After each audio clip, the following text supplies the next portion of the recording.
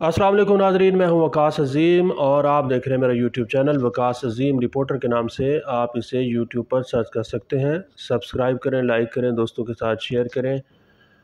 Supreme court का फ़ैसला आ चुका है मखसूस नशिस्तों से मुतल्लिक़, और फ़ैसला जो है वो पाकिस्तान तहरीक इंसाफ के हक़ में आया है। मेरे साथ इस वक्त मेरे दोस्त हैं अमानत गिशकोरी, जो कि सुप्रीम कोर्ट ऑफ पाकिस्तान में इस केस को शुरू से लेकर आखिर तक बहुत ही बारीक बीनी से, बहुत ही गहराई से कवर करते रहे हैं। शायद ही कोई ऐसी समाअत हो जिसको इन्होंने मिस किया हो। हर समाअत में ये मौजूद रहे हैं और सुप्रीम कोर्ट के कोर्ट रूम नंबर 1 के अंदर होने वाली जो भी कार्रवाई थी वो इन्होंने बहुत ही बारीक बीनी से कवर की है। तो अमानत, कैसे हैं आप? ठीक है। कितनी समाअतें हुई हैं इस केस की? इस केस में शुरू हुआ था ये 6 मई को, जब Peshawar high court election commission का फैसला चैलेंज किया था सुन्नी इत्तेहाद कौंसिल ने। तो जस्टिस मंसूर अली शाह की सरबराही में 3 रुकनी बेंच बना था। तो उसने 6 मई को पहली समाअत की थी, और पहली समाअत थी तो हमने कहा कि पहली समाअत पे नोटिस होता है, वो काबिल समाअत होने को देखते हैं, तो नेक्स्ट हियरिंग पे चला जाएगा। हम ईजी होकर बैठे थे, कोर्ट में बैठे थे कि कल। तो अचानक से जस्टिस मंसूर अली शाह ने ऐसे रिमार्क्स दिए कि नहीं, ये कैसे फ़ैसला दे दिया इन्होंने, ये नशिस्तें दूसरी जमातों को कैसे मिल गई। तो उन्होंने पहली ही समाअत पे, मतलब ये बहुत कम होता है कि पहली समाअत में ना, तो उन्होंने आर्डर सस्पेंड कर दिया है पेशावर हाई कोर्ट का इलेक्शन कमीशन का। और साथ ही उन्होंने कहा कि चूँकि ये कॉन्स्टिट्यूशनल एक उसका है, आइनी तरमीम का मामला है, तो इसको ऐसा करते हैं कि जजेस कमेटी को भिजवा देते हैं, इस पर लार्जर बेंच होना चाहिए। तो वो भिजवा दिया जजेस कमेटी को। अब 3 रुकनी जजेस कमेटी होती है, चीफ जस्टिस उसमें जैसे मंसूर अली शाह खुद हैं और जैसे मुनीब अख्तर हैं। तो उन्होंने फुल कोर्ट बना दिया कि इस पे फुल कोर्ट होना चाहिए, क्योंकि ये ज़ाहिर सी बात है पार्लियामेंट की नशिस्तें हैं, मखसूस नशिस्तें इसमें थीं, तो इसका बहुत ज़्यादा इम्पैक्ट था, एक बड़ा इंपॉर्टेंट केस था। तो उस पर फुल कोर्ट बना, 13 रुकनी फुल कोर्ट, और फुल कोर्ट ने 6 समाअतें की हैं। 6ठी समाअत पे ये फ़ैसला महफूज किया गया था 9 जुलाई को। तो आज जो है ये फैसला तवक्कुआत के ऐन मुताबिक हुआ है या तवक्कुआत के ख़िलाफ़ हुआ?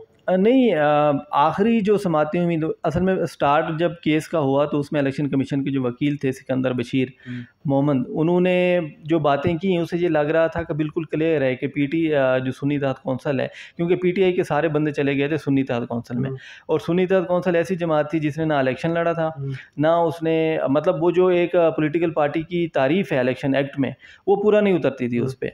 ना इलेक्शन उसने लड़ा, ना कोई एक सीट जीती, और ना ही उसका जो लीडर है वो खुद अपनी जमात वो भी आज़ाद था। तो उसमें बड़ा मुश्किल नज़र आ रहा था। लेकिन फिर जब अदालत ने रिकॉर्ड मांगा इलेक्शन कमीशन से कि आप हमें इन तमाम जो अरकान हैं जिनको आज़ाद डिक्लेयर किया गया उसका रिकॉर्ड हमें आप दें कि उन्होंने नॉमिनेशन पेपर किस पार्टी से जमा कराए, और ये वो जब आया तो उससे चीज़ें बिल्कुल बदल गई। अब तमाम जजेस जो हैं उधर से फिर हमें पता चल गया कि ये अब जो है अब फैसला। और आज सुप्रीम कोर्ट ने उसी जमात जो कि इलेक्शन भी नहीं लड़ी उसके हक में फैसला दे दिया। अब आज इंटरेस्टिंग बात ये है कि उस जमात के हक में फैसला नहीं आया है। जो जमात पटिशनर थी, जो सुप्रीम कोर्ट में दरख्वास्त गुजार जमात थी, उसको उन्होंने नहीं सुन्नी इत्तेहाद कौंसिल थी। पीटीआई तो थी नहीं, पीटीआई के बंदे तो आज़ाद हो गए, वो सुन्नी इत्तेहाद कौंसिल में चले गए। आप सुन्नी इत्तेहाद कौंसिल लीड कर रही थी, पीटीआई के बंदे साथ पीछे तो पीछे पीटीआई थी, लेकिन सुप्रीम कोर्ट के अंदर सुन्नी इत्तेहाद कौंसिल थी। और बार बार चीफ जस्टिस काजी फैज़ ईसा ने कहा, बाकी जो उनके साथ जजेस थे उन्होंने कहा कि आप पीटीआई का नाम क्यों ले रहे हैं। फैसल सिद्दीकी को कहते थे कि आप सुन्नी इत्तेहाद कौंसिल के वकील हैं। पीटीआई ने तो ना पेशावर हाई कोर्ट गई है, पीटीआई समझ रही थी कि मैं ख़त्म हो गई। अब इशू ये हुआ ना कि सुप्रीम कोर्ट ने जब वो इंटर पार्टी इलेक्शन वाला फैसला दिया, जिसे बल्ले का निशान वापस हुआ, तो उसके बाद से ये तासुर बन गया। इलेक्शन कमीशन भी खामोश रहा, उसको वजाहत करनी चाहिए थी। तो पीटीआई वालों को लगा कि हमारी जमात ख़त्म हो गई है, तो हम लोग जो हैं आप किसी और जमात में जाएं, वरना हमारी कोई स्टेटस नहीं है हमारा। तो अब सुप्रीम कोर्ट ने ये कहा कि जो सुप्रीम कोर्ट का फैसला था 13 जनवरी वाला, जिसमें इन्होंने बल्ले का निशान वापस लिया था, उसको गलत तशरीह की गई इलेक्शन कमीशन की जानिब से, जिसकी वजह से मसाइल हुए। और उन्होंने तो जानबूझ के ऐसा लगता है कि जाहिर सी बात है वो फिर, क्योंकि अगर उनको बता दिया जाता कि आप पीटीआई में रह के भी सीटें ले सकते हो, तो वो क्यों किसी और जमात में जाते। ये तो फिर इलेक्शन कमीशन की बदनीयत है। बिल्कुल बिल्कुल इसको कह सकते हैं आप। और और इसी पॉइंट पे हालांकि 3 जजेस जो हैं, जस्टिस याजा अफरीदी, जस्टिस जो मंसूर अली शाह खुद, जैसे मोहम्मद अली मज़हर हैं, जैसे हसन अज़हरी, वो इरफान सादत, वो किसी सूरत मतलब उन्होंने नहीं आना था इस तरह, वो पहले दिन। लेकिन जब ये चीज़ें क्लियर हुई ना कि ये तो जानबूझ के उनके साथ किया, बदनीयती हुई। दूसरी बात है कि बैरिस्टर गौहर ने कहा कि हमने 2 नॉमिनेशन जमा करवाया, इलेक्शन कमीशन जो रिकॉर्ड जमा कराया वो आधा रिकॉर्ड जमा कराया गया कोर्ट में ना, वो चीज़ें दिखाई गई जो उनके फेवर में थी, जो पीटीआई के खिलाफ थी इनके।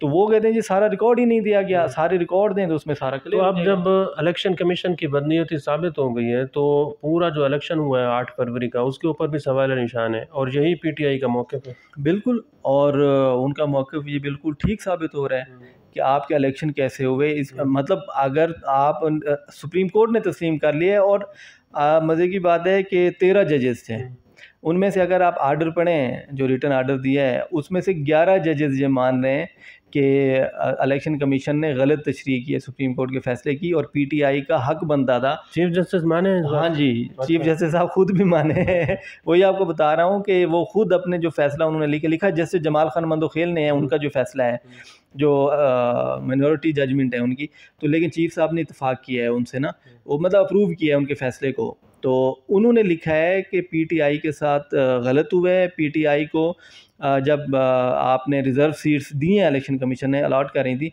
तो उस वक्त पीटीआई को शामिल करना चाहिए था, और पीटीआई एक पॉलिटिकल पार्टी है। अब नून लीग इस वक्त नाज़रीन, नून लीग जो है उसके अंदर बहुत एक जल्जला आया हुआ है। नून लीग के राना सनाउल्लाह खान भी प्रेस कॉन्फ्रेंस कर रहे हैं, अता तारड़ भी प्रेस कॉन्फ्रेंस कर रहे हैं, वजीर कानून रोड ब्लॉक किए हुए थे। हाँ, उन्होंने अभी हाईवे पे वर्कर्स जो हैं वो भी प्रोटेस्ट कर रहे हैं। अब सुप्रीम कोर्ट के इस फैसले के खिलाफ एहतजाज हो रहा है, तो नून लीग इसको मान ही नहीं रही फैसले को। बिल्कुल, और लॉ मिनिस्टर ने प्रेस कॉन्फ्रेंस भी की, और उसमें भी वो यही कह रहे थे कि जो फैसला दिया गया है इसमें आइन को रीराइट किया गया है, तो आइन दोबारा लिख दिया है, आर्टिकल 51 का उन्होंने हवाला दिया।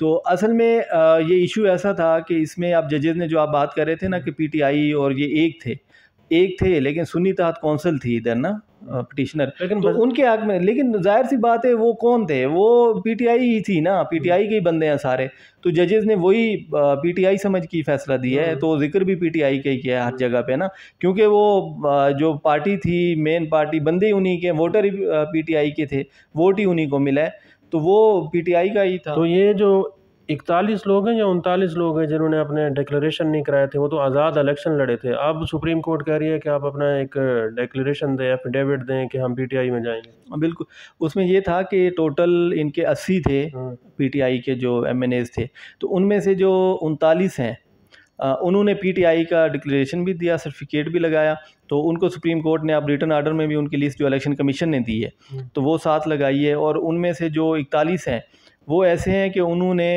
वो आज़ाद हैं, 41 अराकीन जो अराकीन एमएनएज हैं उनके ना, वो आज़ाद हैं। तो उस पर सुप्रीम कोर्ट ने अब 15 दिन का उनको टाइम दिया है कि आप जो इलेक्शन लड़े ही आज़ाद हैं, अब वो पीटीआई का कैसे करें, या वो पीटीआई के ही थे? नहीं, असल में वो कह रहे हैं कि ये हैं तो पीटीआई के, ये तो समझ रहे हैं नहीं है वो, मतलब उन्होंने वो पीटीआई का साथ लगाया था नॉमिनेशन पेपर और डिक्लेरेशन, लेकिन उनका मौक़िफ़ है कि वो हमसे इलेक्शन कमीशन ने लिया नहीं है कि पीटीआई इलेक्शन ही नहीं लड़ सकती। असल वजह यही बनी कि पीटीआई को इलेक्शन से बाहर किया गया इलेक्शन कमीशन ने, और चीफ जस्टिस काजी फैज़ ईसा ने जो लिखा है फैसला, उन्होंने भी ये लिखा है कि इलेक्शन कमीशन ने जो पीटीआई को इंतखाबात से बाहर रखा है वो फैसला कलअदम करार दिया है उन्होंने इलेक्शन कमीशन का, कि ये नहीं कर सकते थे, ना उसकी ये पावर है कि किसी को आज़ाद डिक्लेयर करे। आज़ाद बंदा तब होता है खुद लिख के रहता है कि जी मैं किसी पार्टी से नहीं हूँ, मैं आज़ाद इलेक्शन लड़ रहा हूँ, तो किसी ने उनको आज़ाद का नहीं कहा, उन्होंने खुद से आज़ाद उनको डिक्लेयर कर दिया इलेक्शन कमीशन ने।